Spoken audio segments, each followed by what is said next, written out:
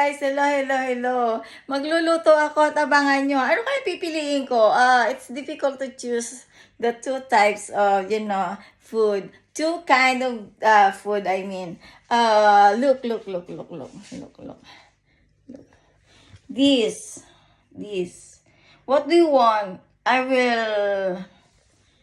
will make it both, or I will choose two eggs, but it's missing. That one, dot, dot, dut. Alam mo, wala, wala kasi akong ulam, guys. At ito nga ang aking naisip na lutuin, ha. Ito. Sa tingin mo ba, pwedeng gumawa ng egg with carrots? That's a question.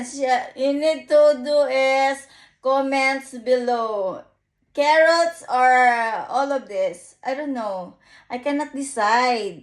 How can I decide this kind of food that I don't have any choice? I want food. Okay, I will go to supermarket later. But I find these two options of food today. Honest is I will fried egg. Okay, don't get me wrong. You think different, okay?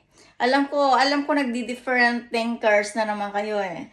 Ayan na naman kayo, diyan kayo magaling ha. Thinking green fields, okay? Bye guys, ingat kayo lagi. Tsaka thank you so much sa lahat ng aking mga subscribers. Thank you guys, and I hope to have more subscribers. Looking forward to have a biggest, YouTube channels. Abangan nyo guys ang aking mga video sa susunod na kalukuhan ni Rogelia at sa susunod na kung ano-ano pang aking makita sa paligid. Pasensya na kayo guys, ang gulo-gulo ng paligid ko ngayon, kung saan ang kamera ay nagulo-gulo. Yun lang guys, bye! Have a nice day sa inyong lahat. Ang ganda ng araw at ngayon ay magpiprito ako ng itlog dahil wala naman akong choice guys. Ayun, nilagyan ko lang ng carrots para pang design. hindi ko nga alam kung ano yung iisipin nyo. Bahala kayo kung ano yung gusto nyo isipin. Basta binigyan ko kayo ng two options kung paano gawin ang egg. Pwede nyo namang lagyan ng carrots. Nasa inyo yun guys. Basta lagyan nyo lang ng magic